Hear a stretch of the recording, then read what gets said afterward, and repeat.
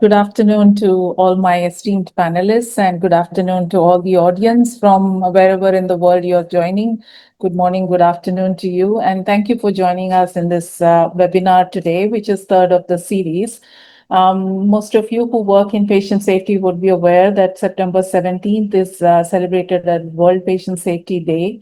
And this is a trend that has been ongoing since 2019, when the resolution for the patient safety was passed by the World Health Organization.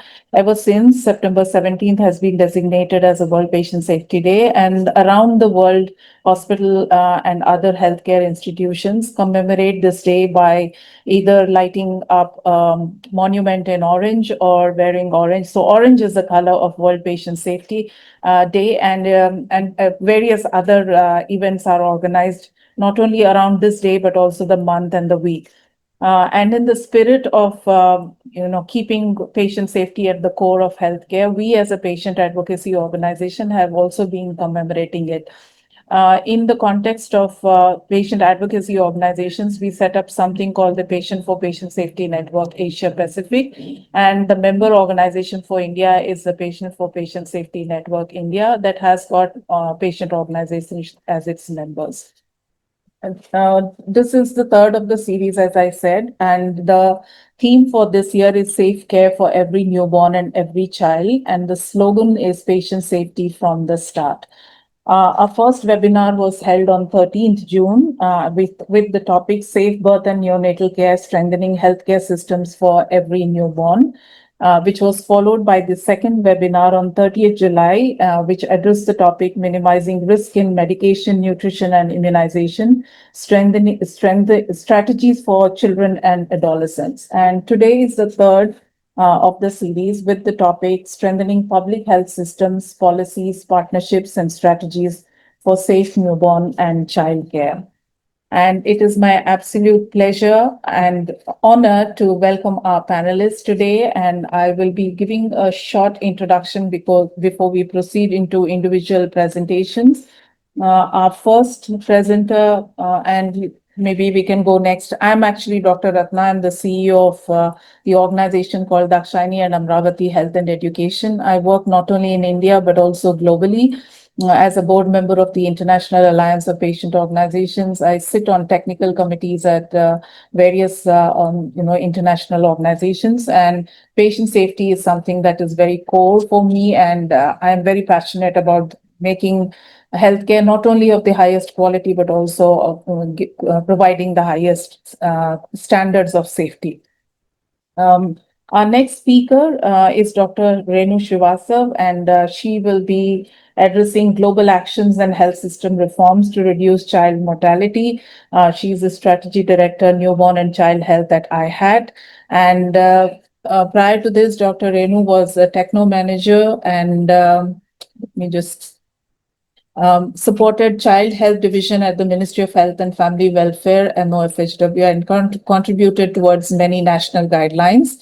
Dr. Renu has a MD in Pediatrics from King George Medical University, Lucknow, and an MBA in Healthcare from Faculty of Management Sciences, University of Delhi. Welcome, ma'am, and thank you for accepting to be our panelist. She will be followed by Dr. Pramit Srivastav, who will be addressing the topic Aligning New National Programs and Global Strategies to Reduce Child Mortality.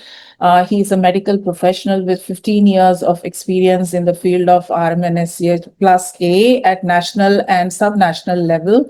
And his key areas of expertise is maternal, newborn and child health, immunization, health system strengthening, policy advocacy, and evidence-based solutions. Under his current position working at UNICEF India Country Office, he is managing newer initiatives like inclusive early childhood development and childhood NCDs, and contributing to the scale-up of interventions like various programs and WHO Level 2 quality of care under the INAP program. He's also supporting pandemic preparedness and response plan for public health emergencies. And thank you so much for joining us, sir, and welcome to the webinar. Our third speaker is Lieutenant Asima Mohanta. She will be addressing the topic Building Systems and Partnerships to Ensure Child Health Equity, and she represents the organization Center for Catalyzing Change, or C3. She's a trained nurse and midwife from armed forces and a public health specialist. She has over 18 years of experience, and her career objective is to aid and assist organizations dedicated to the pursuit of human health and enhancement in communities, regions, and across national boundaries. She is associated with C3 and supporting the reproductive health rights pillar in managing donor responsiveness, networking, and liaising with government authorities and other national and international institutions for program management and execution.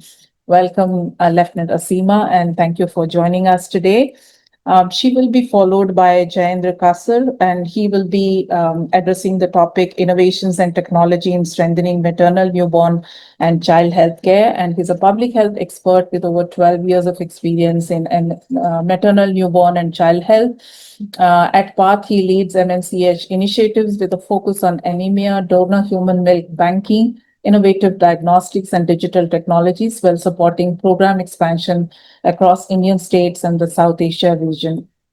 He also led the PATH's COVID-19 oxygen response in India, ensuring access to medical oxygen, strengthening systems, and saving lives during the pandemic. He has contributed to India's first tribal health report, several national guidelines, and multiple publications on maternal and child health, oxygen access, nutrition, and human milk banking, shaping evidence and policies at the national and global levels. Thank you so much for joining us, Jayendra, and welcome to the webinar.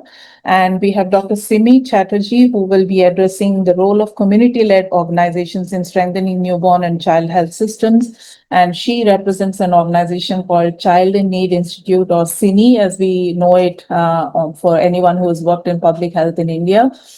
She's a medical graduate from NRS Medical College, Kolkata, and brings over 30 years of experience in public health and clinical practice. She's currently the technical specialist health at the CINI Institute. At CINI, she uses her expertise to empower community organizations, enabling them to enhance maternal, newborn, and child health systems. And her work, done in collaboration with the government and other partners, focuses on equity, quality, and sustainability through policy advocacy, program design, and large-scale training. Thank you so much for joining us, Dr. Chatterjee, and welcome to the webinar. And Vikas, if we may have the first presentation, Dr. Srivastava, would you like to present it yourself? And I believe you have been given the sharing rights. So if you could display that, we No, would I love to think hear I your think thoughts. Renu has to start Okay. because my in continuation of her presentation.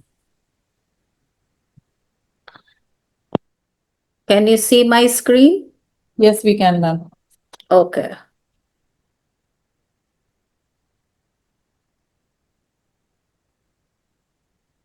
Okay. So yeah. Thank you so much for those kind words, and thanks for the invite. And also, I welcome all the other my co-colleagues on the panel. We worked together, so it's all the more pleasure. And I think we this webinar is very timely planned for the newborn, and what better could be an opportunity 2 days after the PM launches Sashakt Nari Swastha Parivar. So I Sure. think in this kind of an ecosystem, it's very apt to discuss what all policies are happening not only across globe but also in our country. So the attempt of today's presentation quickly in next 15 minutes is to tell you about the existing goals, the evidences and the strategies, and how they get adapted in a country. And in a country, of course, I mean, I would be sharing India experience. And then I end up with the strategies to take the agenda forward, because we all know that there is a still lot of work that requires to be done. So the story did start in the time of MDGs. They did put in a framework there, but at that time the focus was on under 5 mortality, but the sustainable development goals brought about the wholesomeness around the newborn health, because it did not only highlighted on the thrive, survive, but also on thriving and transforming. So, this along with universal health coverage. And when I say universal health coverage, it has three critical components. Universal, that means nobody is left, nobody is left behind. It is available to all. And when health is not only the physical, but it is the wellness or the development or the holistic aspect of the health that is being taken care of. And the coverage is free of cost, so there is no out of pocket expenditure. So all these things and putting a goal together for both under 5 and newborn was a huge support, I must say. Not only that, our own national health policy also had very good targets to achieve, and we'll see as to how we are doing today. So this is the current scenario where you can see how we are matching with the global best. And as you know that the health in the I'm sorry, the health in a newborn is interlinked with the mother. The mother's health cannot be inextricable from the newborn. So we have to think about it together. uh, our job is to look at the states which are not doing well, but at the same time, we must feel happy at those states which are matching with the global best also. So, when do we say child mortality reductions? And we know that if we address inequities in the child health, it definitely leads to improvement in outcomes, just like we can see the declines. And here we have just taken the data from the UNIGME. And so you may see some difference in the Indian data, but this is just for a comparison to see that we have done well in terms of overall global decline, because our declines are uh, better than them. But at the same time, the caution is that the pace is not that fast. And now, possibly because the journey is easier in the earlier times, the mortality rates were higher and the systems were being put in place, the drops were faster. And this is no brainer. The last part of the mile is always very difficult to cross over, and thus we need all the might to increase the pace and to bend the curve. This is an interesting paper, and where in the program called CHAMPS, they try to study the deaths. And in the deaths, the group tried to assign a cause, not only a cause, but they also tried to see that whether the death was preventable or not. So in that situation, they kind of tried to see the stillbirth, newborn, and infant separately. And if you see on the right side, there was a whole piece of it. So when you say global policies and health systems, the policies or the strategies cannot work alone without this spine of getting the systems approach. So if you see the first graph and the second graph, you would see that almost all it actually takes different combinations, but you see just the top line and the bottom line, and you will see the all and the none. When we say all, that means all interventions were planned. So if you compare the stillbirth and the newborn, you will see that almost the similar kind of patterns are seen. So if we invest across the continuum and across the systems, definitely the prevention is highest. And that is why, in fact, I take with lot of pride that our country, when we started, when MDG and the RCH frameworks were being laid, there was also National Health Mission also. So we were working together, and when the concept of continuum of care across life cycle and levels of health systems came, India was one of the first countries to have a RMNCHA strategy.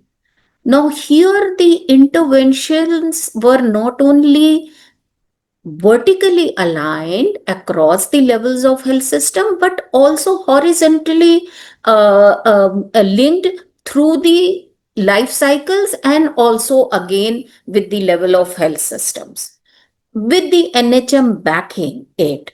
And we know that NHM gives a huge support to the states as a part of their state project implementation plans, wherein a support for infrastructure development, HR, their capacity building, the equipments, data, monitoring. I think all the critical pillars of health system strengthening are there.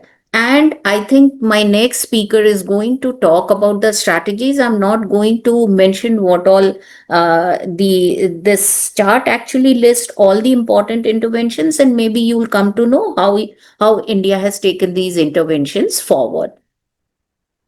The second important thing was that, as you all must be aware, that there are Lancet series, and Lancet series also talk about the ENAP indicators. The Lancet series formed the basis of every newborn action plan, which laid the basis of India newborn action plan. And again, you will see that there are 10 core components for scale up of sick and small newborn, which again speaks of health systems. And again, a good news that India has been able to meet three of the indicators, and just one indicator is left. So I'm skipping the strategic interventions under child health program, thinking that Pramit will take care of that. But I just want to stop over at India Newborn Action Plan, because you will see at the, maybe this presentation will be later on shared. Then you can see that how India kept on adding programs as the evidence emerged or as the need emerged. Say, for example, when the SNCUs were put in, we realized that a data system is important. So there was an online portal. Then we realized that the quality of care is important. So there was a Muskan program for quality, or under NCOS. So that is how the flexibility and adaptability of the system also is very important. Now, this piece, I just want to spend a minute here, because this is very important. We keep talking about universal health coverage, but how India has adapted it or adopted it into the system completely, whereas there is a comprehensive primary health care through the health and wellness centers, which are now known as Arogya Mandirs. Uh, which are now doing the job of not only gatekeeping, but they are also providing 12 critical packages. This is also supported by the PMJ or the Ayushman Bharat scheme, wherein you are linked to the support of the primary or secondary or the tertiary care as and when required. So these are several schemes in the country. One was launched specially during the COVID time, but under the Ayushman Bharat, we know there are n number of hospital admissions which are on rise. The cards are being billed every day, and the good thing is that scheme has now been extended to people even more than 70 years, and a good boost to our ashas, anganwadi workers, as they are also included. I'm just listing the other schemes which are already running, like the JSY, JSSK, PMY, the PMSMA. We know that special. So what I'm simply trying here to build in a way that you can think about it when the ecosystem is right, when your own prime minister speaks the level of engagement and accountability that the country is showing currently.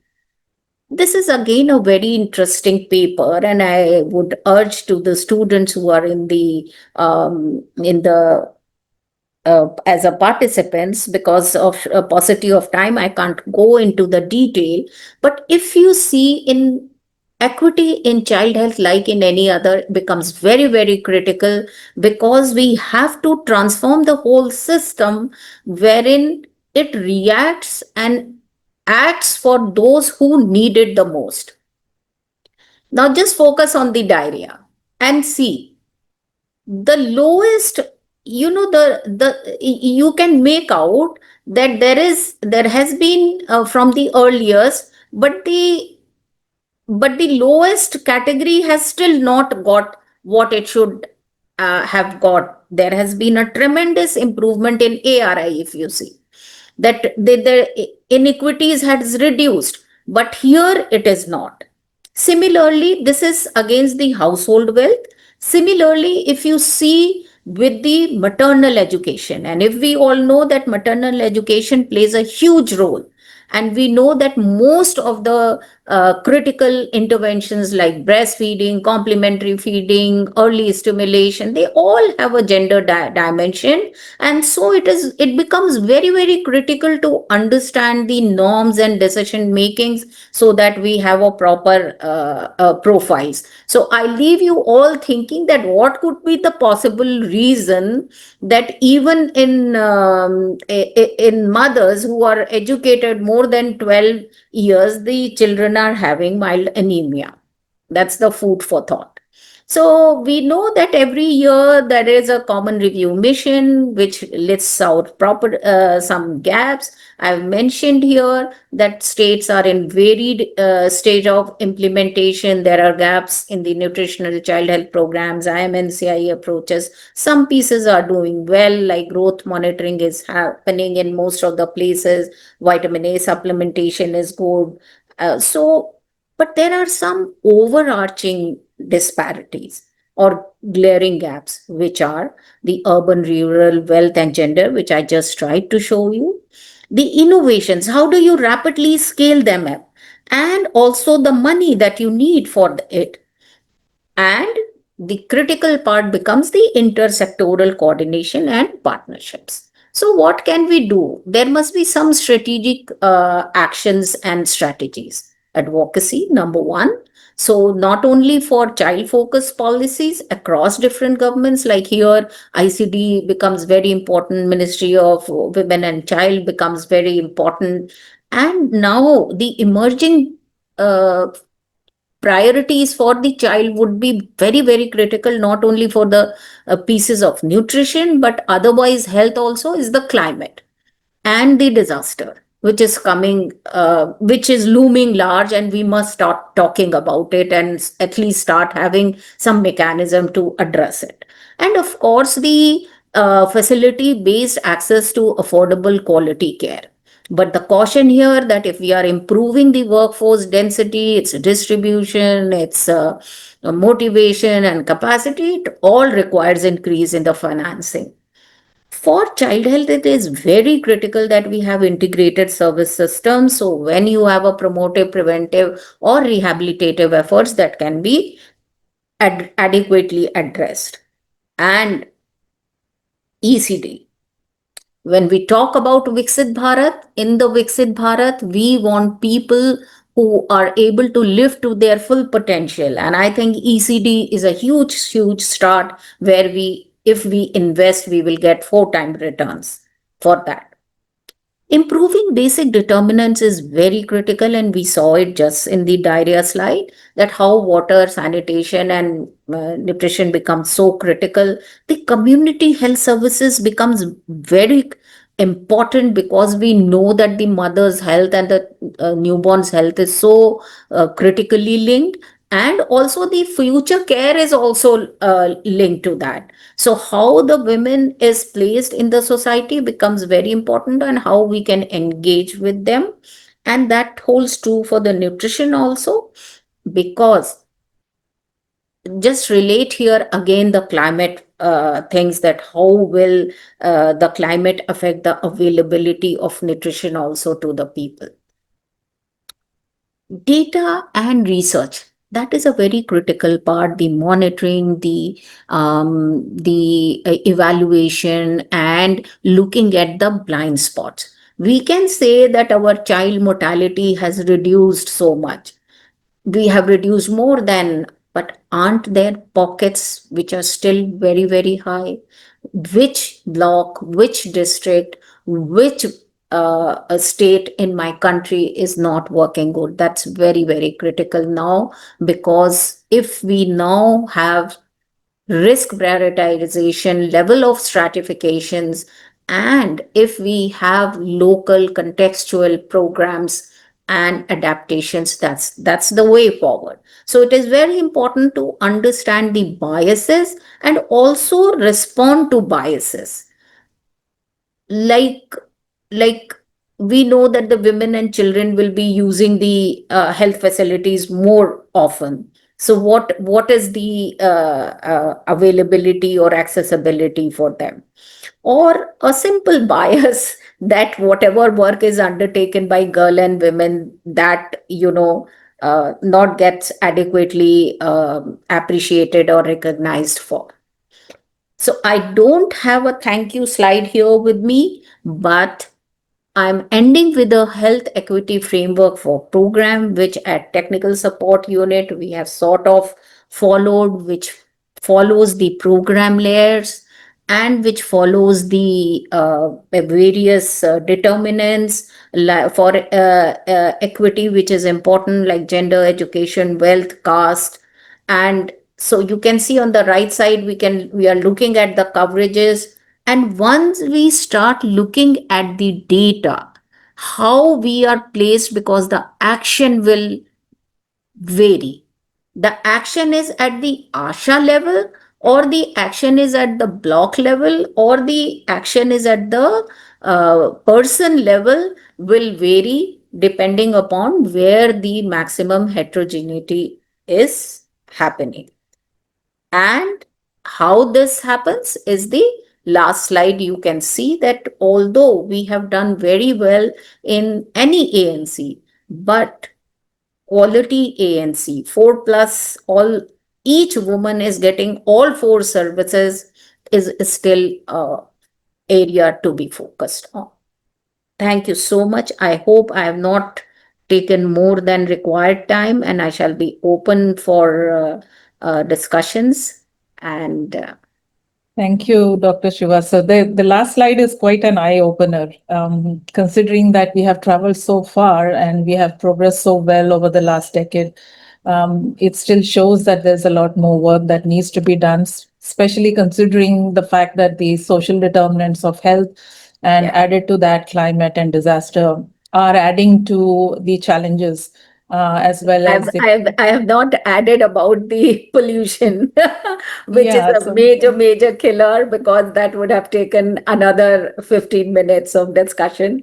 So over to Uh, next speaker. Yeah.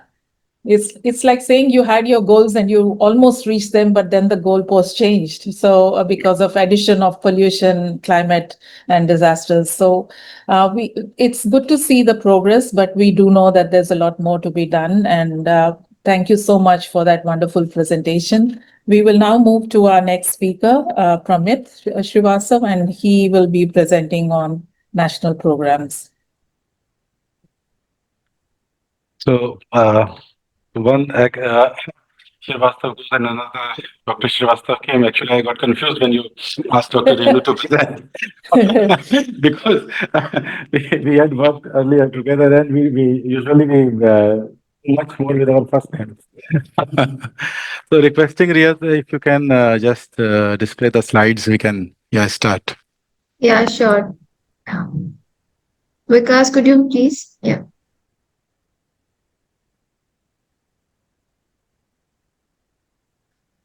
So, all right, please next slide.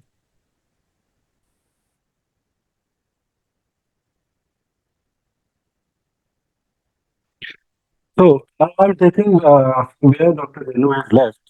So when we are planning for coming years, for a future, we have to imagine a condition how our country will look like in the next 5 or 10 years. So imagine a child who is around 2030 and 2035 in the next 5 to 10 years, what he will see, he or she will see. The country will still be a middle income country by that time, of course, growing economically, but the with the stagnancy in the public investment for children, though the things have improved in recent past, but as we know, as things start moving, there a point comes when the investment is still not up to that pace which earlier was. The demographic dividend that we had so far in the 5 to 10 years, we will have more older population. There will be more adults to take and care about. Yes, the literacy rate will improve. The gender equality will be addressed up to certain extent as compared to the today's world. There will be issues in finding stable and quality employment as what we are seeing these days. There will be more urbanization, more urban. So this 1 and 2 is a just it's a just guess estimate. It can be anything. We still don't have an idea, but it's just for a comparison that there will be more migrant people. When I say migrant, migrant means also the families who are working at different places within country also. So on the right side, you will see there are some positives. There are, of course, the systems are improving. There will be greater chances of survival, and from survival to thrival will be the agenda as we are gradually talking. So there will be more talk about intact survivals by that time. With the better sanitation and the better basic sanitation, there will be the improved quality of education. But again, India is facing it. It is quite possible the children in future will face the triple burden of malnutrition. Till now, we are talking more about underweight and anemia, but now we have started talking about obesity. So India is a country which will face all three of them. There will be ongoing protection risk as we are already encountering the social media, the online life, which will go to the next level. There will be more mental health issues. Now we are talking about early childhood development. One of the programs we are doing in some southern states is on autism. So what we are seeing in developmental delays now, the number of cases of autism are gradually increasing.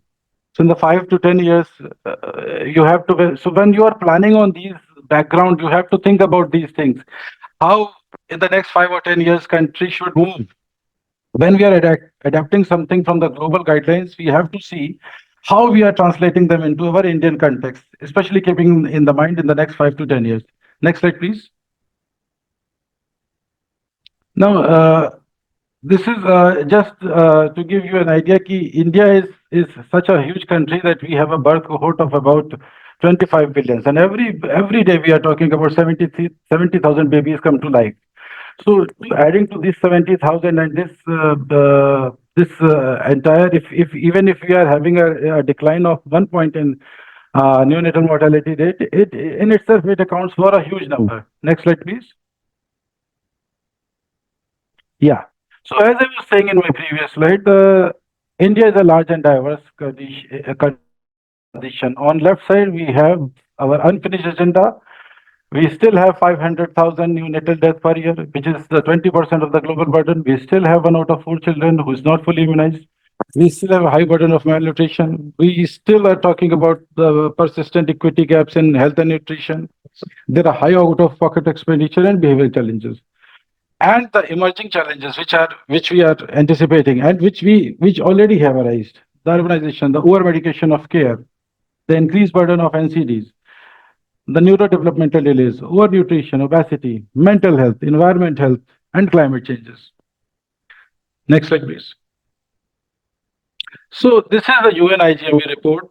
This was published a few months back, and what I had compared just in the 2002 and 2023. So my numbers probably may look slightly different from what Dr. Renu has presented, but what she has shown you, the 1990, 2000, and 2023.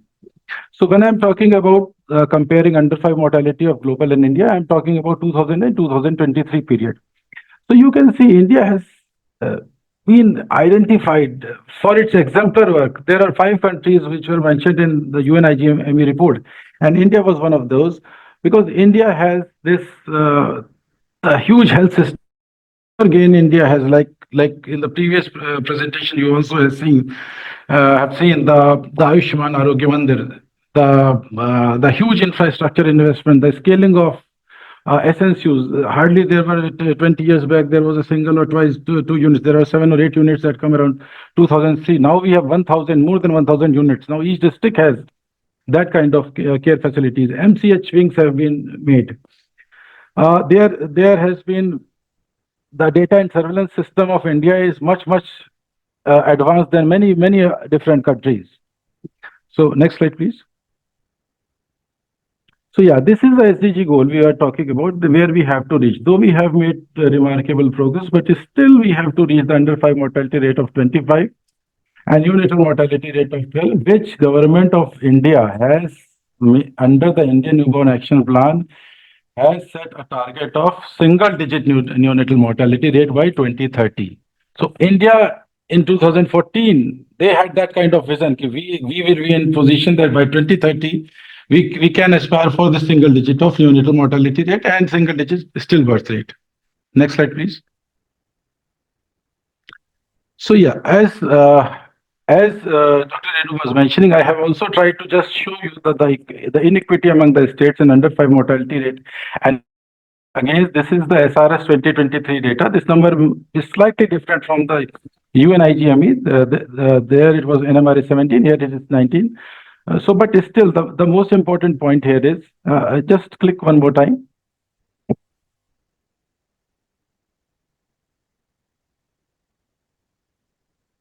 Anyways, so just you need to see there are states which have already reached the 25, the digit of 25 on the under 5 mortality rate.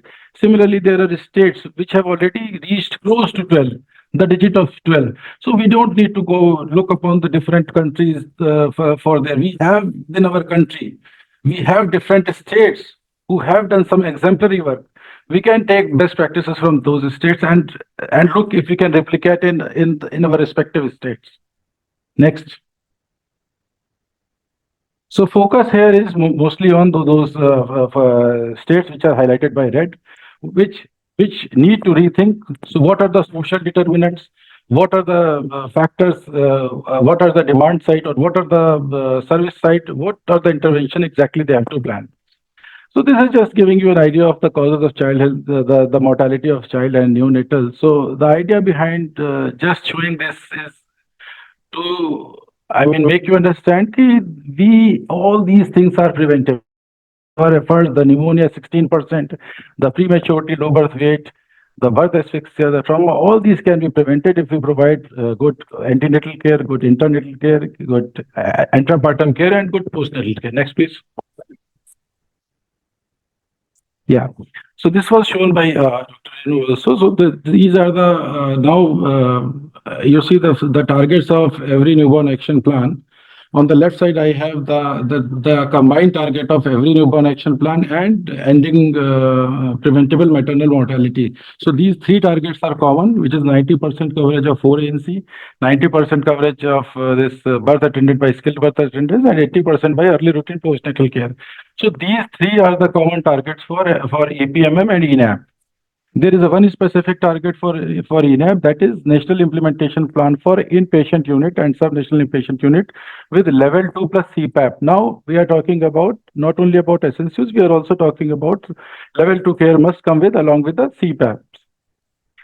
And of course, on the right side is the EPMM specific, that is more than half of the population within 2 hours of emergency ops care. So if we see all these targets are in a way or other are interrelated and connected with each other. Next, please.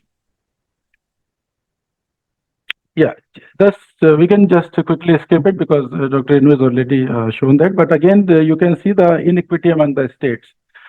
So the 58% is for ANC coverage, like Dr. Renu has mentioned. ANC is not about only about the number, the quality of ANC, whether we are doing a high risk pregnant tracking or not. So in our country, we have a HRP tracking system. We have PMS under PMSMA programs. We have people who are taking care of these HRPs. But whether these HRBs are being tracked till the time of delivery, whether they were given the all entitled services to them, whether in case of emergency that they are managed or not, that this is something need to work upon. Next, please. Similarly, there are other indicators like early initiation of breastfeeding, which is only 41%, which definitely needs a lot of work to do, though we have the institutional deliveries. But despite having 80 and 90% of institutional delivery, if we are saying early initiation of breastfeeding is only 42%, that means there is still a lot of work needed to be done in the labor room itself. Similarly, for exclusive breastfeeding, it is 63%. ORS zinc, the availability of ORS has definitely increased in the recent times. It has now reached to 60%. But for zinc, it is 30%. It could be due to available and supply side also. The average out-of-pocket expenditure per delivery has been slightly reduced as compared to NFHS 4. Earlier it was 3,200, now it is 2,916, which means now more and more free services are available in our hospitals. Next, please. Yes. So this is what which Dr. Renu has also presented, but in a different framework. But it is the same. It is. I am also saying about the same primary healthcare model for universal health coverage with a continuum of care approach. So you see, if you see, this is the idea is how we can strengthen our comprehensive primary healthcare services, how we can integrate our systems together. Because so far we have a very good facility-based newborn care services, we have wonderful home-based newborn care services, but this is an area uh, the health wellness centers where the CHOs are there, how we can integrate these things together, how we can make strategy in such a way to the last newborn or the last child. Next, please. Yeah, similarly, it's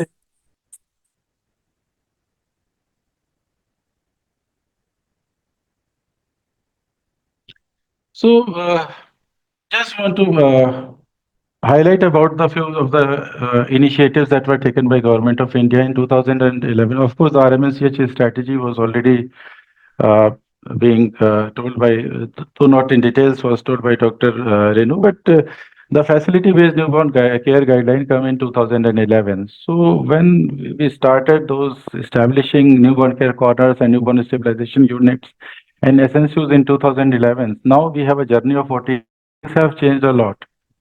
So now we are talking about some nuances like introduction of zero separation, introduction of MNCUs, introduction of CPAPs.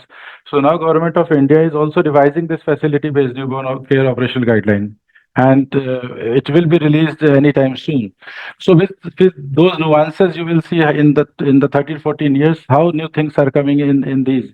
So earlier we had a concept of separating. I mean, I'm not saying the concept was always there, but infrastructure was not concept. So now we have operational guidelines to change those infrastructures to modify our training modules so that we can go into the same in a way where the mothers and newborns are, even the sick newborns are not separated. Now, Indian Newborn Action Plan, it comes in 2014. It has 6 pillars. Then there were the Navjat Shishu Suraksha कार्यक्रम. It was very much there, but in 2020 it has been recently been revised. The facility-based newborn care module, which came in 2014, is again revised in 2023. So now, Government of India has in the last 1 year or 2 years done all the national trainings and regional trainings, and the state level trainings are going on. Similarly, the comprehensive newborn care screening package is already there. Next, please. So again, there are, I'm not reading all of them. So there are facility-based programs are there, IMNCI, FIMNCI. There are home-based programs are there. Home-based newborn care and HBYC program where Asha is visiting after the discharge. And not only providing the awareness, but also giving the women information about the danger signs and where to approach, how to connect with ambulances, and what are her the available facilities So it's a kind of a not only the care but also a kind of a linkages between facility and the community level. Now the in the last quality certification program in Muskan, India always has a quality certification program in the form of NQAS, but 5 or 6 years back, for labor room comes Laksha program. Similarly, 3 years back, in 2020, it comes Muskan program. So Muskan program is talking about the pediatric OPD, pediatric wards, NRCs, and SNCUs. Having all these four facilities at one places with maintaining the quality benchmarks. Now, these Muskan's quality benchmarks, they are very much taken by the WHO quality of standards. So it's a kind of an adaptation from the global guidelines where we have on our Indian standards we have just made few changes, and most of the state governments have this priority of making a kind of a certification. Once you get those quality certification, it's not only a kind of a certification, but it is also improving the outcome of that particular health facilities. Like at many places, some good practices like the misuse of antibiotics or the use of additional oxygens or the KMCs. These things have been improved through these certification programs. Next, please. So again, a very important thing, though I believe the still it needs a lot of work to do. The anti-corticosteroid, the preterm labor, the guidelines are there, the training, the states have also issued guidelines, but probably this for this implementation, some more efforts are needed in this case. Similarly, the KMC, now KMC, we are talking about immediate KMC. Now we are talking about the community level KMC. So this KMC is also has broadened its scope, and it has gone beyond the from the healthy or the less than 2000 gram to that level where the baby is actually sick. The baby is on CPAP. But there we are also talking about starting initiating the KMC.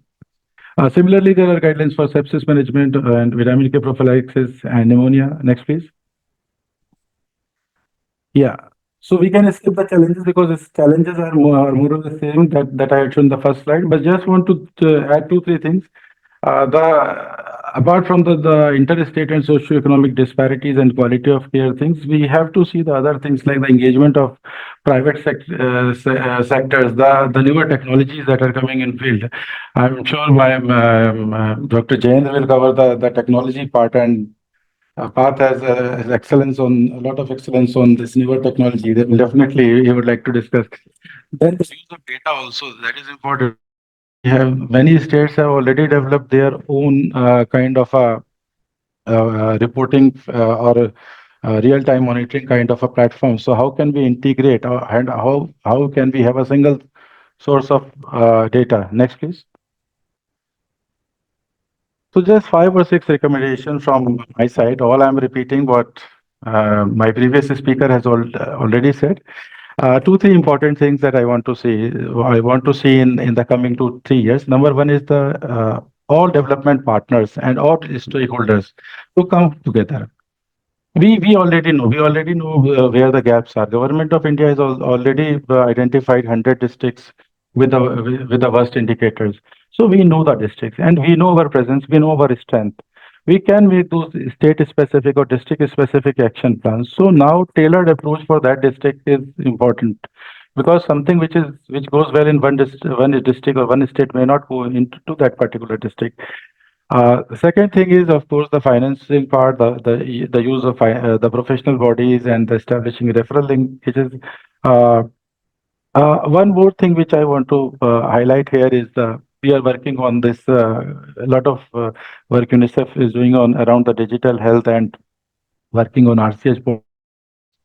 So if we can, integrate, I mean, at this point, we are talking about health per se. We are talking about child, but the child is actually going in through different stages. The child is going to schools. A child is after school is going through all, through a life cycle. So if we can integrate everything into at one places, where like many Western countries have a kind of a health profile, we are still far away from that developing a health profile. But with RCH portal, good thing is that these things are now ABDM compliant. Now they are linked with payment. Now with India with such a with developed payment system, I think this when ABDM compliance and these things will go together, we will see in the next 4 5 years some better results. Uh, Last point is machine learning and generative AI. So of course, we all are quite naive. We have recently started using them, but we never know in 5 to 6 years how far we can go with that. So thank you. That's all from my side. Thank you, Dr. Pramit. And it's interesting to see the interpretation of the data, how we have progressed very far in some areas, and while at the same time, and one example was, early initiation of breastfeeding. So we have institutional deliveries, but then early initiation is not happening. That's quite a curious kind of contradiction that's happening in those places. We also refer to multi-stakeholder and very rightly, and I was going to say, we talk a lot about ABDM, Ayushman Bharat, etc., which is more rural centric, but in urban slums, you still see, deliveries happening at home unsupervised, etc. And we see that in our house helps who come to work in our places till the last day, and then they just go home and deliver. They don't go to an institution. So how do we plug those gaps? And how do we see that those kind of vulnerable populations also receive the services? And then it goes beyond health because it's about labor laws and workplace policies and things like that, which will enable the mother to have a safe environment for childbirth. So thank you so much for your presentation, and we will now move to our next presenter, Lieutenant Asima. Over to you, ma'am, for your presentation. Thank you so much, Dr. Ratna, and thank you to my fellow speakers who have very beautifully laid down the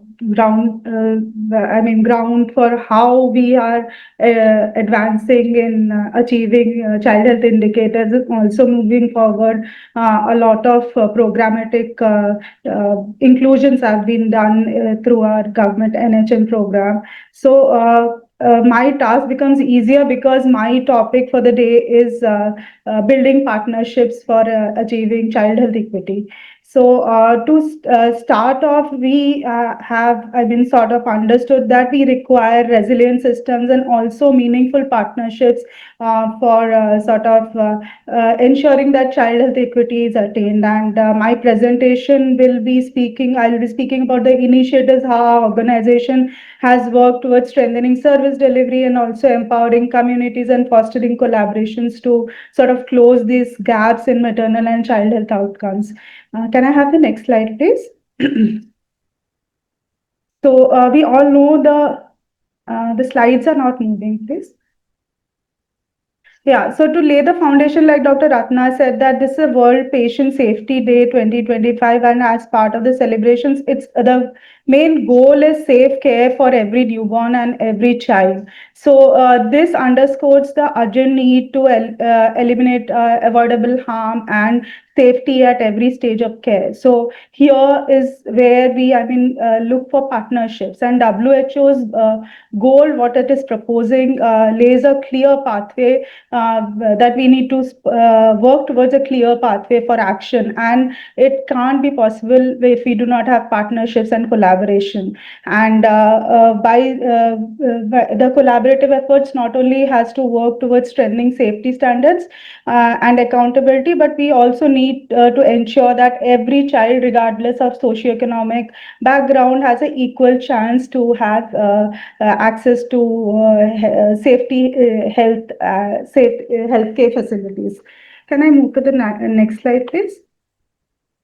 So talking of the drivers, which are sort of important for achieving child health equity. So first, I would speak about ensuring quality of care. So when we speak about quality of care, so we need to have provide and educate our service providers and basically clinicians to improve the skills and knowledge in delivering equitable care. And this is a step towards, achieving child health equity. Also, we need to have a cross-sectoral collaboration. My fellow colleague rightly pointed that we need to have collaboration between various professional associations, various stakeholders, including government, non-government, CSOs, and also community groups who together can champion and implement these health inequities which are existing. And also, center is community engagement, where we can center the voice of community and leaderships of communities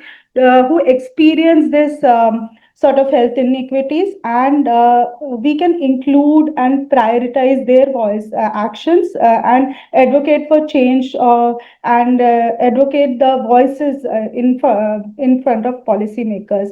Also, another critical part is use of data, as rightly highlighted.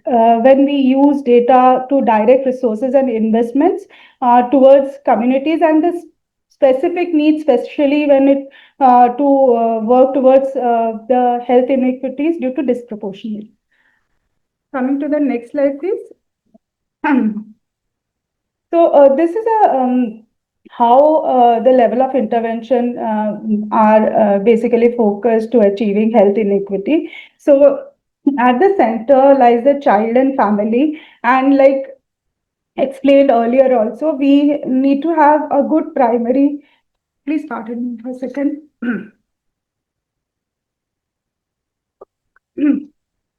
We need to involve, sorry, I have a bad throat.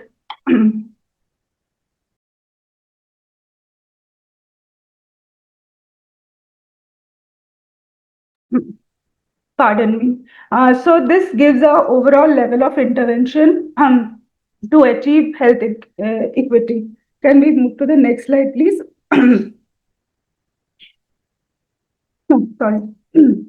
So to talk about the specific challenges, what we need to address in ensuring child health equity is basically there should be there are persistent inequities, as spoken earlier also, in the existing child health outcomes across regions, socioeconomic groups, and also within the communities which occur.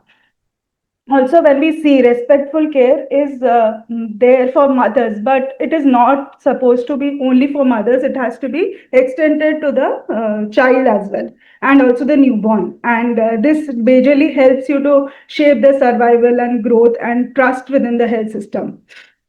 Apart from that, there is a lot of discrimination and neglect and disrespect in care, which is a barrier to considerable barrier for access to quality health services. Apart from that, also there are a lot of gaps which call for a collaborative partnership, and we also need to, I mean, this helps us to forge towards ensuring respectful and equitable care.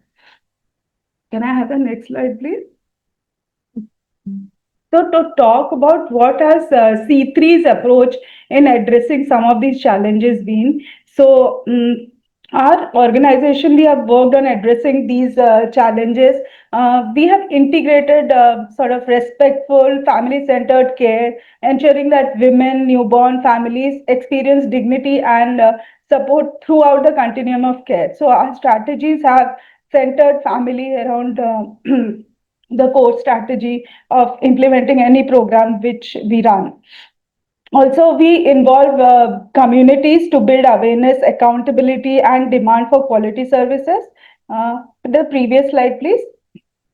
We actively advocate for midwives who, as essential care providers, for safe, equitable, and compassionate care. So together, these strategies help us create enabling environment where health systems can respond to the community needs, and as well as all families, especially the most marginalized and vulnerable, and overall ensuring the quality of care.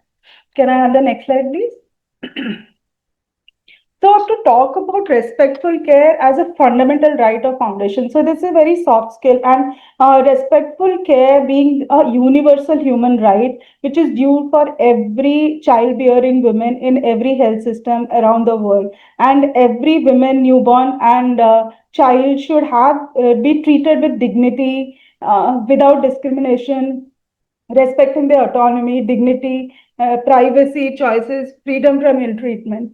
So, just to give you a context, C3 White Ribbon's role in building this very critical component around respectful care. We ran a national level campaign called the Hamara Swasth Hamari Awaaz, the What Women Want campaign, where we provided a platform to women to voice and enable them to speak about quality care. Through this campaign, we reached almost 1.4 lakh women across the country and asked them about one fundamental thing, what they would like for ensuring quality maternal and reproductive care. So, what did they say? Really say? They said that we need respectful and dignified care. And based on this finding, then we sort of curated right call to action, which we then, through films, through social media campaigns called as the I Demand for Respectful Right, 12 Hak Hamare, we popularized it, and we were I'm happy to report that we were able to, I mean, suggest policy changes in terms of inclusion of RMC into Indian policies and programs. So to name a few, in the Laksh guidelines, we positioned in the goal, objective and short-term target intervention, the rapid improvement event cycle, the do's and don'ts vis-a-vis the RNC in labor room. Also, in Suman, we positioned in the goal, objective, service guarantee, charter, and packages. Also, RNC was made a crucial component among the responsibilities of Suman volunteers. Also, in the curriculum of the nurse practitioner in midwifery guidelines, we were able to incorporate these RMC. So respect, when we say, it builds trust within the health system, and also overall it improves the service utilization as well as strengthens the outcome. Can I have the next slide, please? To just give you a sense about how does the charter looks like. So this is the one in the left hand side. The yellow is the old RMC charter, which speaks about the 7 rights, and there we had only the rights about the women, childbearing women. But then in 2020, we sort of incorporated the newborn care component, and the rights were now 12 universal rights of women and newborn. So, what was the basic thing, when why did we really include the newborn component? So we all know the women and the newborn is a dyad, and both women and newborns are interconnected, and in the process of birth and childbirth and ensuing months, they all are marginalized, and they are at a risk. So it was understood that this periods we need to encompass basic human rights, which is inclusive of the newborn as well as of the mothers. So the charter beautifully articulates how the rights of two entities, the women and the newborn. So here the newborn is considered as an individual human being who has autonomous rights, and every decision the mother or its caregiver makes needs to be made to the best interest of the child, in keeping the best interest in child in mind. So can I have the next slide, please? So talking about the, so this is an example. I'll just take a second for it. So taking care of the most fundamental diet of human life to be fully protected. So these are, I sort of pulled out 2 rights, which speaks about that there should be right to freedom from harm and ill treatment. So no one is allowed to physically hurt you or your baby. So when we are delivering or rendering care, this service provider needs to ensure that they do not harm they do not separate the women and the newborn immediately. There is bonding immediately. Can I have the next slide, please?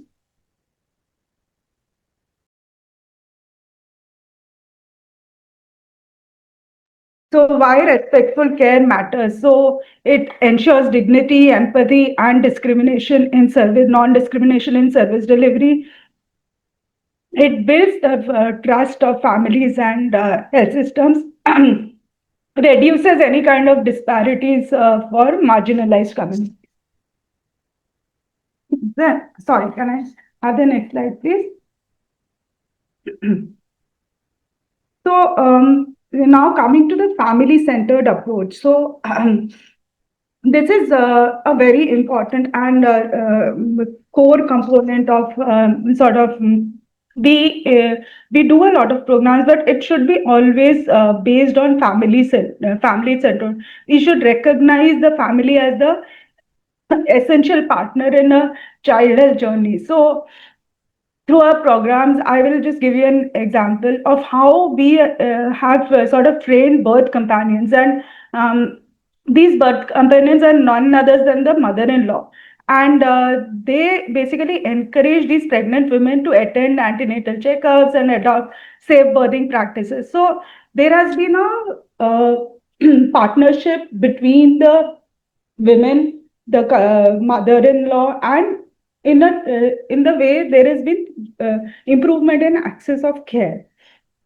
So then speaking about family-centered care also promotes open dialogue between providers, parents, and also the caregivers, making them partners in health decision making. For instance, if we include fathers to be present during delivery and counsel them on newborn care, mothers report less of anxiety and greater confidence. Also, involving the grandmothers who are guided by the ashas or the ANMs play a crucial role in sort of ensuring that the new mothers receive adequate nutrition, rest, support for breastfeeding, etc. So also, when we talk about family-centered approach, improving newborn survival, nutrition, growth, and overall well-being is also a core component. And families who are empowered with knowledge and support are more likely to adopt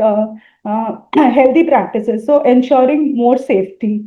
So, for example, if both parents are counseled on exclusive breastfeeding, the rates of early initiation of breastfeeding and 6 months exclusively will rise significantly.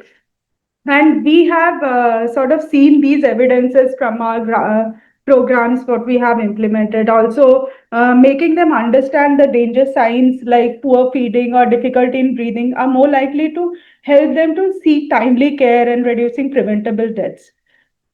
Can I have the next slide, please? So this is a global study which speaks that midwives, when delivered, if we increase the coverage of midwives delivered intervention, they could avoid 41% of maternal deaths, 39% of neonatal deaths, and also 26% of stillbirths, which is quite substantial. Can we move to the next slide? So here midwives are enablers in ensuring child health equity. So who are they? They are basically skilled providers and advanced practitioners who majorly champion in normal births and manage normal pregnancies and deliveries, and also do timely identification and referring complications early. Similarly, they assist safe deliveries, ensure that every newborn receives critical interventions within the golden hour, and also they support in breastfeeding, complementary feeding, etc. Can I have the next slide, please? So this is how C3 has been advancing in supporting in advancing health equity. So we generate a lot of awareness and behavior change through educating communities, families on child health rights, respectful care, entitlements. We partner with the families, communities, and health system to foster collaboration, and also do a lot of capacity building exercises where we train service providers, including midwives, on respectful, family-centered for higher service uptake. And obviously, advocacy is a major work where we try to influence policy to prioritize equity and midwifery-led care, also family-focused model of care. So to recapitulate, next slide, please. So moving ahead, so what we need to do is making respectful and family-centered care a standard, not a choice. Also, there's a need to empower CSOs to amplify community voices and accountability. A major shift after 2018, where in midwives as an advanced practitioner have been included in the national guidelines as trusted providers of mothers and child health services, and also building multi-stakeholder partnerships to ensure that child survival survives and thrives. So that would be all, and it's a collective effort, and it is not that it is necessary, it is achievable, and it is everyone responsibility. So child health equity cannot, work in, we cannot work towards child health equity in silos. It has to be a building partnership among all major stakeholders. Thanks. Thank Thank you, you, and Lieutenant. Yeah. apologies for my voice. No problem. We could hear you quite well. An interesting topic on child health equity. And I was very interested to see also the 12 rights that you mentioned. But I'm just wondering, how do we enforce them? And if they are violated, what is the mechanism to report back? And we'll come to that once we have finished all the presentations, because just having the rights or having the equity framework is not enough unless there are mechanisms to report back. And you did allude to bringing families and community voices for accountability, but that's not enough unless there is a mechanism to address those, instances where these are not being met. So thank you so much for that, and we'll move to our next speaker. And this is a very my favorite topic and very interesting, innovations and technology. And we did hear from Dr. Srivastav earlier about AI and how AI is going to sort of change how healthcare is delivered. So over to you, Jayendra, for your presentation. Great, thanks. So, good afternoon, good evening, all the participants, my co-panelists, and thank you to organizing team, Dr. Ratna, Mohini, Dr. Ria, and all others for this opportunity. This is, I think, very important topic in terms of strengthening health systems to accelerate the progress in maternal and newborn child health, to improve the access as well as the quality of healthcare services. I'll quickly share my screen. Let me know it's visible. Yeah, we can see it now.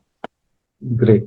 So I'll be covering today innovations and technology in strengthening maternal and newborn child health.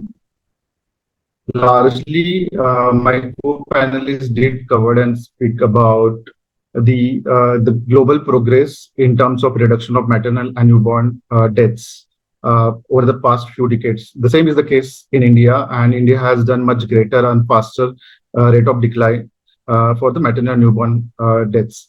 But in last few years, this decline rate or the momentum in reduction is slowed down.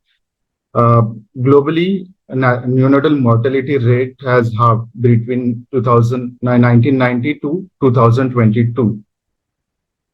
Still, if we see the statistics, 2.3 million newborns died during first months in 2022. Every day, if we see during the first month, 6,300 babies are dying globally. In terms of the maternal death in 2020, reported were around 287,000 globally. In all together, more than 4.5 million women and babies we are losing because of the pregnancy-related complications, childbirth, or during the first week of the birth. And when we see most of these deaths are preventable. In that also, when we see the geographical distribution, they are into LMICs.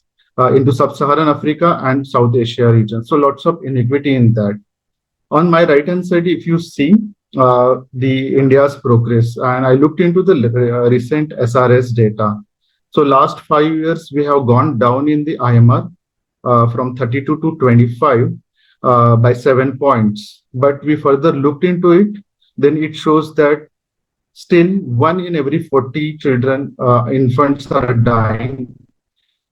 One in at national level, 1 in every 30 are dying, and 1 in 56 infants are dying in urban areas. So that shows the inequity in the distribution of the infant mortality rate in India in different geographies. So so these are all about statistics. But what we look when we look at the over system level of challenges, the access to consistent quality care is still a challenge across different geographies, and it's different at different level and different geographies. When we looked at the high-risk pregnancy, like conditions like moderate or severe anemia, eclampsia or pre-eclampsia, PPH-related deaths, or the newborn complications like hypothermia, hyperthermia, hypoxemia, sepsis, respiratory distress, or hyperbilirubinemia, these all can be addressed if we detect them timely or manage them timely and monitor. However, there are limitations in terms of availability of diagnostics or point of care diagnostics.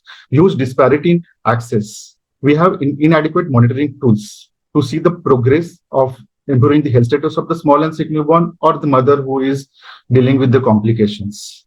There are gaps in the referral systems. For example, we do not have the systems to monitor how the baby is being taken care during the transport or mother is being taken care during the transport. Whether the tools to monitor the hypoxemia, hypothermia of the children, or the referral system in terms of the communication gaps, like or having the real-time information about the bed availability at the higher referred center, or the what are the kind of services being offered by the higher centers. So most of the times happens that referred centers are fully overloaded, beds are not available, and then when child is referred from the lower centers, it land up into the casualty of this higher referred center without having information whether the service will be provided there or whether bed is available there, and then waiting time leads to the further deaths. In terms of the storage of the vaccines and then the drug storage, the required cold chain mechanism, the disruption into that leads to the quality impairment of these vaccines and drugs, and also the newer innovations for the therapeutic and the management. So these are the overall gaps for early diagnosis, early identification, management to reduce the mortality and morbidity in the MNCHN space. So if we have the technologies and innovation, I think we can have the safer pregnancies, healthier births. We can take care of our small and sick newborns admitted into the SNCUs. We can routinely monitor, maybe at a realistic level, the management and also the high risk cases. The technologies can really help us to improve the access. When the technology is affordable and cost effective, it reduces the gap. And what we also look into when we want to have a technology is the cultural relevance of that technology, the sustainability, and then the scalability of that technology. So having these parameters can really help us to improve and accelerate the emancipation indicators. In the current world, when we look into the technology, the most prominent technologies which are coming up are largely what we have is like wearable devices or IoT sensors for fetal and newborn monitoring. We have mHealth app, which have been deployed, tested for maternal and newborn care. The use of artificial intelligence or the machine learning for the risk prediction, the data collection methods, either in the form of QR codes, RFIDs, and then interpretation of it in terms of the analytical dashboards. All these are important for the evidence-based decision-making or establishing early warning systems or geographical stratification of that data. So this is very much important. Then in terms of the addressing the access gap or providing super specialty or specialty care to the underserved areas, remote locations, telehealth, and remote consultations are proving help. We have e-Sanjeevani in certain locations. We have piloted tele-SNCUs components. So these are the few technologies. And again, the role of point of care diagnostics or the low cost diagnostics at peripheral level, maybe Ayushman Arogya Mandir health sub health centers or the PHCs level. Having this point of care diagnostics becomes very much helpful for early diagnosis, further referral and treatment. Apart from the patient level or the beneficiary level of technologies, I think we also need to have the technologies which are at a supply chain level to have this to kind of manage the supply chain breakdowns, timely supply of the resources to the health facility so that the challenges can be met there. And what we need for the healthcare provider are the tools for training them, the behavior change communication for the larger population as well as the healthcare providers. So technological innovation in all these components. At Path, we work on the technology at all stages, from the technology readiness level of 1 to technology readiness level 9. We have the kind of systems to develop a product at our own facility or the own systems, or we largely collaborate with the industry partners or the innovators or the institutions like IIT or the incubators to support them, mentor them, work with them to generate evidence, deploy the technologies. So this is kind of a 360-degree approach of ours in terms of rolling out the technologies. So from the research development, identifying the exact problems, talking to the stakeholders to identify the user-friendly, context-specific the innovations, the technological innovation, then develop those technologies, develop the prototypes, do the validation in collaboration with the institutions. After the validations and all, get the necessary regulatory approvals, or if we collaborate with any innovators, help them to navigate the pathway of regulation, certification process. So at Path, we have an impact lab with the kind of repository of around more than 600 innovators. We also have various tech accelerators. So earlier, we had around 5 to 6 tech accelerators in last 3 years. On 15-16, we had one tech accelerator focusing on the early childhood development. So we launched similar kind of a tech accelerator so that we attract more innovators, young startups, young innovators into the pool and help them, mentor them, and also leverage some financial assistance to kind of pilot, test, and scale up these innovations into the system. And at the end, what we largely look is, so after pilot testing, after having regulatory approval, after having evidence, the robust evidence, we also help and work with the innovators or the work for that technology for its larger scale up. So these are the different stages of innovation and how paths work in the innovation space. I'm taking you through few examples of the laundry list of the innovations which we have developed or collaborated with the partners to develop these innovations. So just to pick few of them, in 1996, we worked on the Unished for the single-time use of the drugs administration. We worked on the vaccine vial monitor so that we know whether the vaccine which is being delivered at last mile is of the same quality which was at the development stage in the laboratory. We also worked upon the diaphragm. We worked on the Nifty curve for giving the breast milk, express breast milk to a newborn whose baby is admitted into the SNCU. So in India, we worked on the indigenous manufacturing of the indigenous pasteurizer, which was the first pasteurizer which was developed in India to ensure safety of the donor human milk, which is being given to the newborn babies admitted in SNCUs.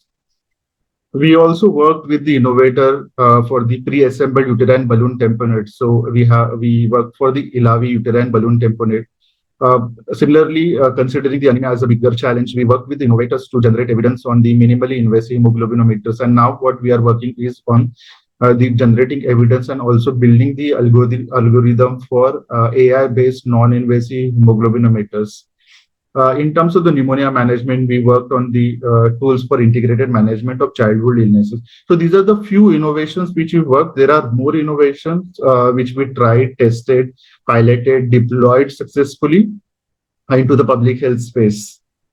So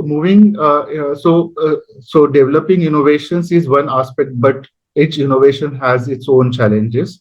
And also multiple innovators are coming up with their innovations. So when we looked at their innovation, there are challenges even when they are deployed into the field. So to list down few of these challenges, based upon our experience, it's very much important to have the robust evidence in terms of the sensitivity and specificity of those innovations or the diagnostic devices which have been deployed. The accuracy of that diagnosis is important. Otherwise, that will mislead the treatment and the management of a patient. And further, it will lead to the lack of trust among the healthcare workers. So that's one important aspect. When we deploy the innovation, it needs to go through a robust multicentric or the large scale evidence generation studies. Then real world, the pilot test needs to be done. And there, I think few of the innovators fails to do that and then deploy without having these evidences. And that further lead to the kind of discontinuation of such innovations into the system. When we see the innovations, like without proper guidance from the users or the policymakers or the state or national government or the organizations like us, they usually deployed into the silos. The focusing on single solution rather than having the integration. That especially happens in the digital interventions. On the field, sometimes innovations face challenge of lack of electricity or the internet connectivity. So those constraints need to be considered while developing the innovations, maybe in the terms of having solarized system or maybe having the offline mode of the working.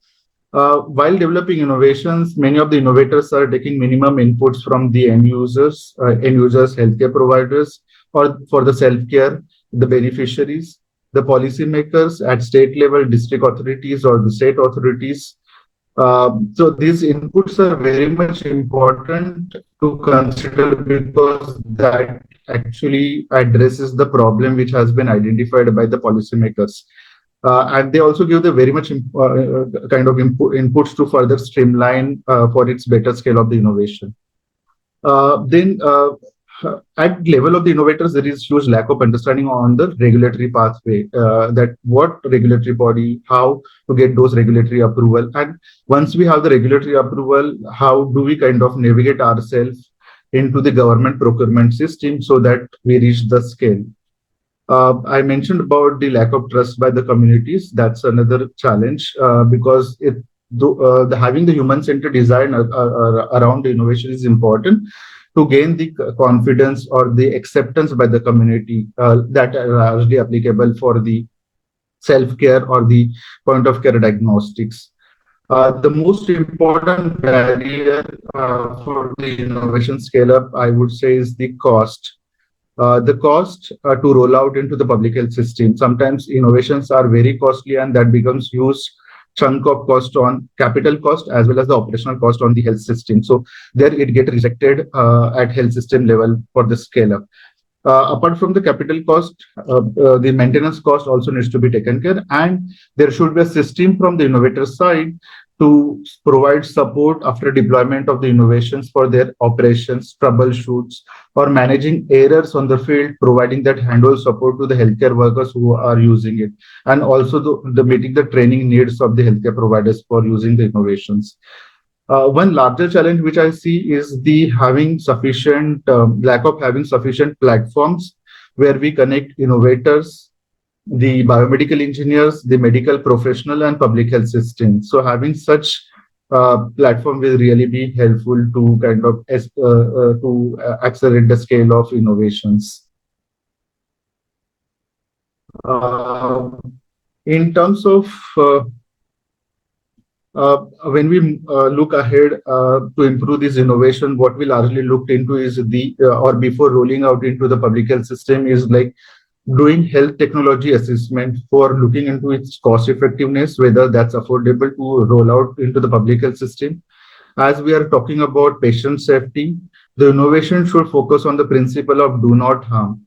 It should solve the problem for which it intended, and that should be of the accurate quality. Again, having the partnership with the innovators, medicine engineers, government NGO, local institutions is very much important. Most of the times, these innovators are the startups, small companies, so they do require support for the funding, for the research, and also to sustain into the ecosystem and for the rollout into the system.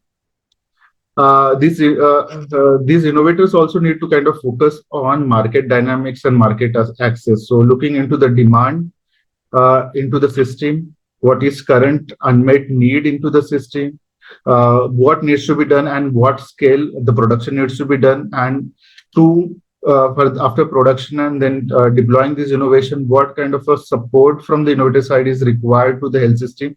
All those aspects need to be taken to strengthen the system, the entire ecosystem. So market dynamics and access is important. Regulatory requirement like CDSCO approval or the CE, FDA approved for the global context. These aspects are also helpful to gain the trust of the users. After deployment, it's important to look into the monitoring and learning aspects and continuous iteration into the device based upon the user feedback. So not considering as the final product, but regularly iterating it based upon the user feedback is very much important. And what is the most important thing aspect which need to be considered is the innovation should be designed to meet the last mile requirements. While developing it, the end users needs to be considered, the frontline healthcare workers or the primary healthcare systems, or for the self-care, the beneficiaries should be prioritized or centered around while developing these innovations. So that's about my talk about innovation. I'll be happy to answer if there is any question. And hand it over back to the organizer. Thank you. Thank you. Thank you, Jayendran. Very interesting presentation, especially you alluded to the lack of platforms for connecting innovators with other stakeholders. And this becomes an impediment for scaling up. So we work in the space of rare and genetic disorders, and I did see a question on newborn screening in the Q&A section as well. So I was wondering, are there any innovators who are working on newborn screenings, especially in tier 3, tier 4 cities, or in local villages, etc.? Because we see that there are multiple children with learning disabilities or rare and genetic disorders born into the same family. And these children either do not survive, or if they survive, they do not thrive. And that becomes a huge economic burden, as well as the emotional, psychological burden on these families. So I will let you answer that question once we have the final presentation from Dr. Chatterjee, who is going to talk about communities, which are the sort of the glue that sticks together all the other various stakeholders. So over to you, Dr. Chatterjee, for your presentation.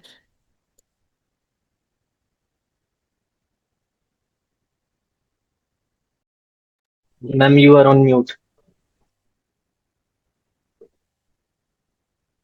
Dr. Riya, you have the presentation. Huh?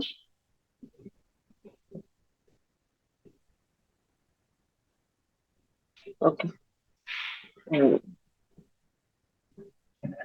So I will, before beginning this, we are the community-led organization. Before beginning, I will speak few words about the organization. Child Indian Institute has been established in the year 1974, and I have very few slides, and thanks for the invitation, and thanks to all the speakers for those insightful contents. So let's go forward. It's time running like anything. So I will just speak few words about Child in Need Institute. It has been established more than 50 years, working in the child being at the center.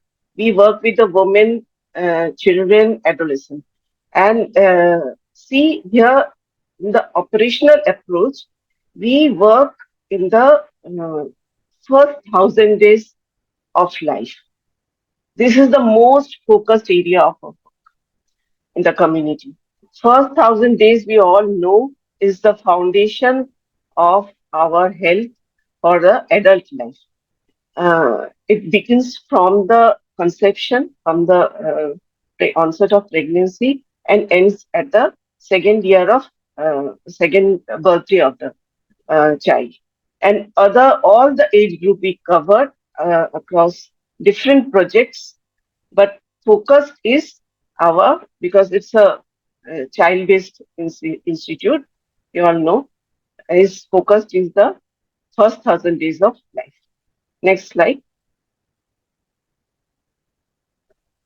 operational approach, the three-prong approach we have, case management, we reach till the last mile of our operational areas, our geographical areas, where none of the healthcare providers or frontline workers they are able to reach, like the hard to reach areas, even in the islands of West Bengal or the tribal areas, remote tribal areas of Orissa, Jharkhand or West Bengal, or in the hills, hilly areas. All these areas we reach, and there are hills where none of the nearest health and wellness center is available, and no healthcare providers reach them.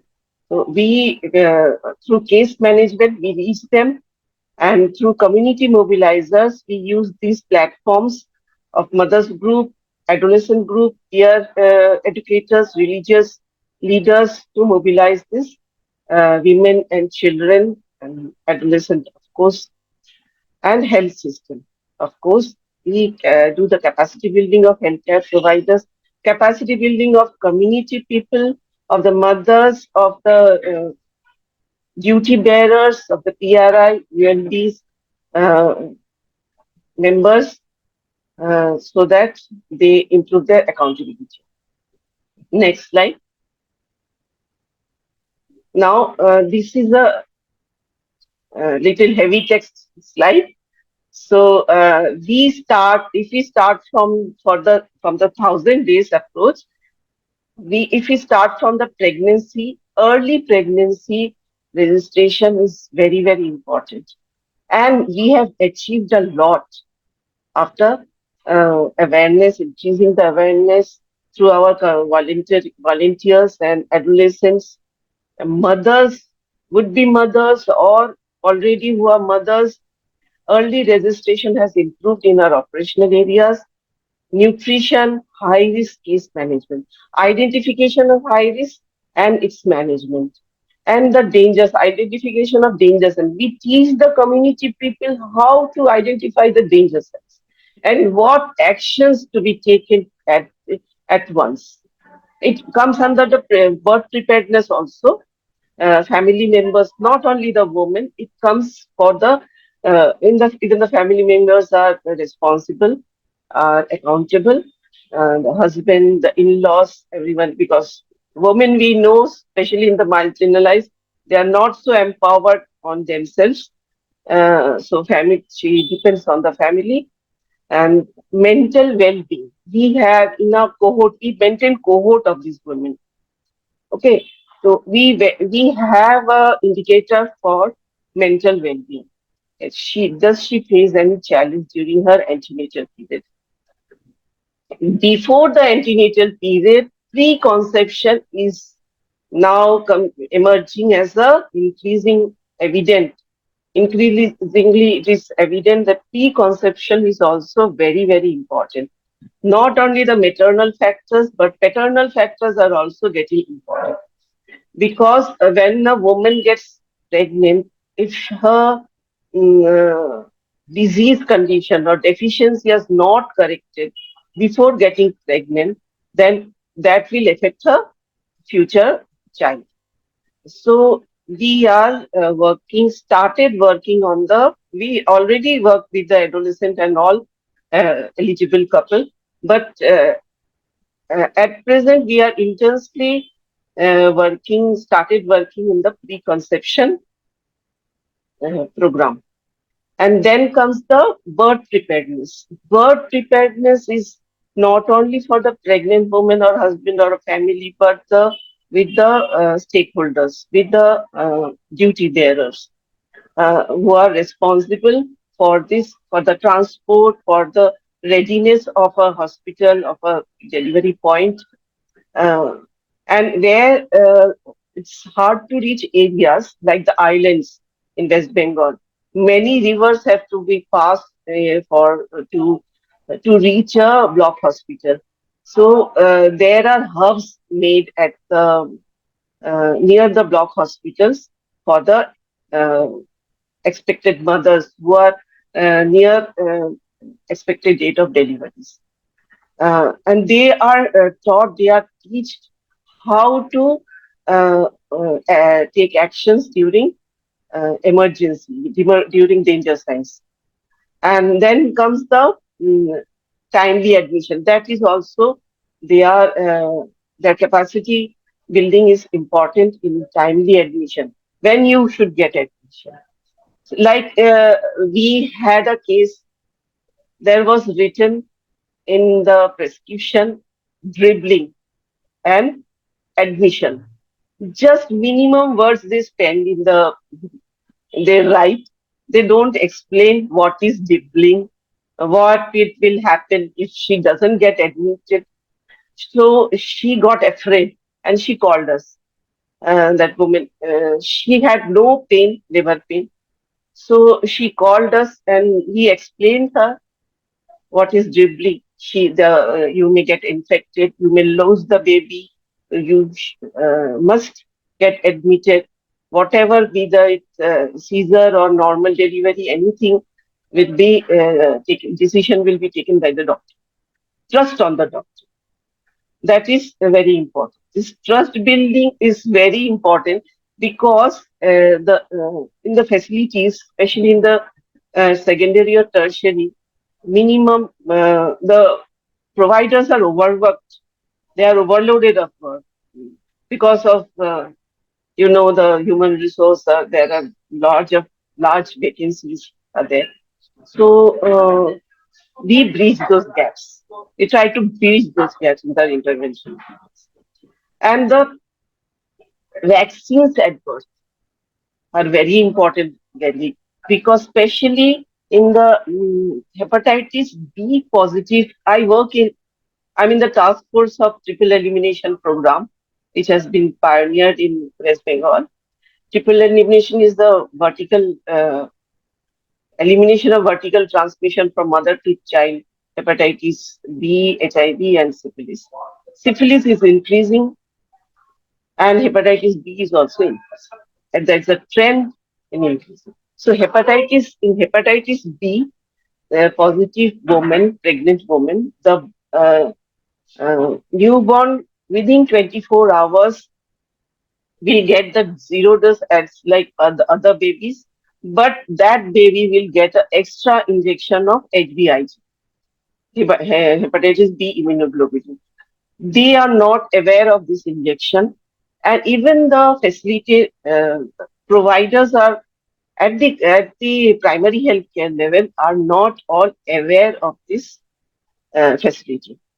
And we also face a challenge in the private sector, with the small nursing homes, small hospitals who don't procure this injection, and they even don't tell anything to the community, to the pregnant woman or their family members. So we try to bridge this gap even with the small nursing homes and all to procure it from the government health system. So see, these things are very important. Early initiation of breastfeeding, earlier speakers also said. And next comes the exclusive breastfeeding. There are high cases of lactation failure because of the undernourished pregnant mother and mental, not in a mental state of the mother, because mothers get sidelined after the birth of the baby. Postnatal care of the mother is not at all focused till now.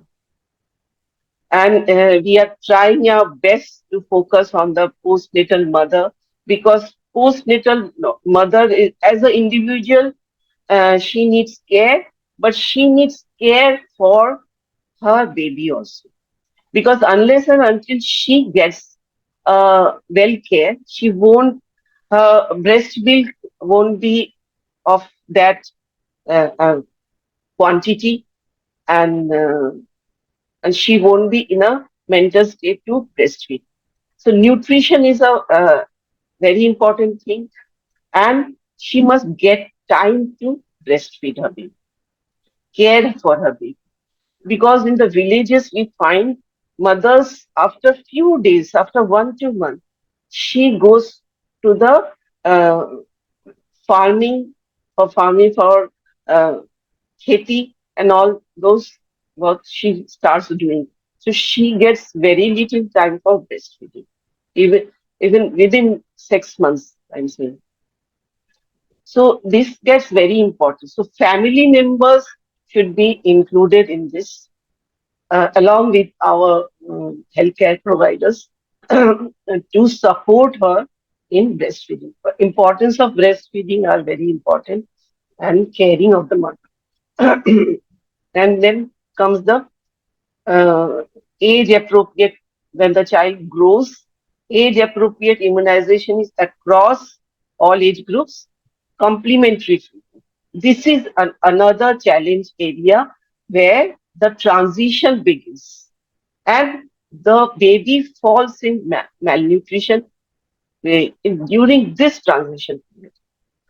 So and illness also appears in this area because of the transition, because of the feeding habit. Of course, there are hygiene issues. These are common. I'm not repeating. We all know that. Uh, in every visit, we do home visits. Every visit, we cover all these things. And danger signs.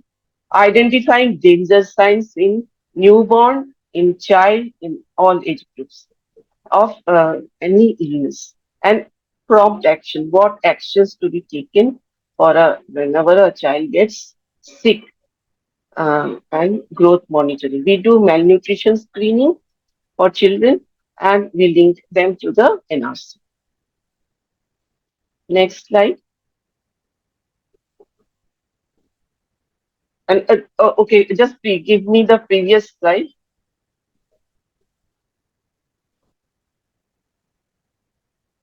Sure. Okay. There are two highlighted points I have done here, that is intersectoral convergence and accountability of duty bearers. This is the most important thing we do in the community, and community ownership and accountability. Unless and until we establish these things, there will be no improvement and sustainability, equity, nothing will be attainable. When we exit from a geographical area, with our exit, all good things will also exit. So the multi-sectoral convergence and accountability comes here, and ownership. Everyone should own the uh, program. Next slide. And some sharing my experiences.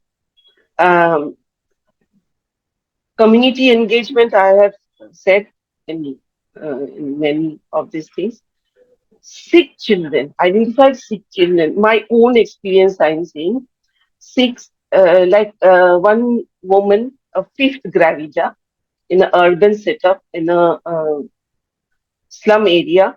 We work very intensely in the slum areas. A fifth gravida, she was very resistant to doing anything. She used to not take IFA, calciums, and anything. She was in 4 milligram of hemoglobin. So we rushed her to hospital with all the resistance, overcoming all the resistance, and there was blood transfusion, and her hemoglobin increased, and she delivered a baby of 1600 grams. And that baby was she cared after lots of counseling, after lots of her family members. The baby was given KMC, and baby is now doing very well. So, like this, there are many cases we face resistance. I myself visit there and mobilize them. And deaths. See, the infants, neonatal stillbirths are there. still happening in the community. Stillbirths and neonates are mostly in facilities, but infant deaths are in community. So there we have focus, because infant deaths are mostly we found milk aspiration. So here, uh, right, HBYC or HBNC, home-based neonatal care, home-based young child care becomes very important. Birthing of the baby, laying of the baby, all this becomes very important. Care of the newborn. Still, there are challenges because behavioral bringing behavioral change within a community is a difficult task. Building trust within a community becomes a challenging issue. So we share all these with the state officials, state administration, district administrations, the gaps we find, because neonatal deaths we found there were refusal of admission. And when the lady was admitted, the baby was born with severe birth asphyxia, and the baby died after 3 days. So these are the things. There are many such cases. So these are the things that we share with the administration. Next. Okay. These are some of the events we do. Doll and stick game. See, it's a very innovative. The sticks the women or anyone holding are the duty bearers and holding the baby. If one of the duty bearer doesn't work, the the child gets vulnerable. And there are fathers meeting we have done, fathers workshop we have done to improve the men's involvement in child health and maternal. Community-based kangaroo mother care. Even the fathers are doing the kangaroo mother care. Uh, Annoprashan rice ceremony to highlight the complementary feeding, the right complementary feeding. Community volunteers are there within our intervention areas who voluntarily try to improve the awareness among the community. These volunteers are from within the community, who are vocal, who have good leadership quality. We build their capacity, and they work for the community. They are not paid at all, and we have meeting with the religious leaders who take the role of uh, giving the awareness uh, and overcoming the resistance of immunization resistance. There are many challenges. There are many more activities we do. We keep on doing. And Thank you. I think this is the last slide. And Thank you. Thank you. Thank you, Dr. Chatterjee. And you very rightly highlighted the challenges that are still existing within the communities and why even more work needs to be done if we have to bring down the indicators that were presented in the first slide by Dr. Srivastav.